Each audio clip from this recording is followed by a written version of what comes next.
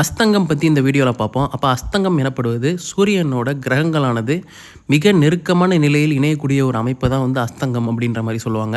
அப்போ அஸ்தங்கம் பெறும் கிரகங்கள் பொதுவாக என்ன நடக்கும் அப்படின்னு பார்த்தீங்கன்னா, கிரகங்கள் தன்னோட வலுவை இழக்கும் அப்படின்ற மாதிரி சொல்லுவாங்க. இங்கே ராகு கேதுக்கள் மட்டும்தான் விதிவிலக்கு. ஏன்னா இவங்க க்ளோஸாக கனெக்ட் ஆகும்போது கிரகண தோஷத்தை கொடுத்து சூரியன் தன்னோட வலுவை இந்த 2 கிரகங்கள்டையும் இழுக்கக்கூடிய ஒரு அமைப்பில் உண்டாகும்.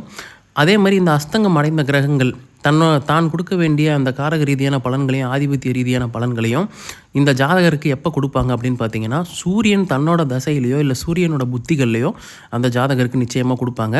சரி, இப்போ இந்த அஸ்தங்கம் அடைந்த கிரகங்கள் அப்போ வந்து வலுவை இழந்தது தானே, அதுக்கு விதிவிலக்கெலாம் இல்லையா அப்படின்னு பார்த்தீங்கன்னா, ஒரு விதிவிலக்கு பற்றி நம்ம பார்ப்போம். அதாவது அஸ்தங்கம் அடைந்த ஒரு கிரகம் பரிவர்த்தனை பெறும்போது தன்னோட வலுவை திரும்ப பெறும் அப்படின்ற மாதிரி சொல்லுவாங்க.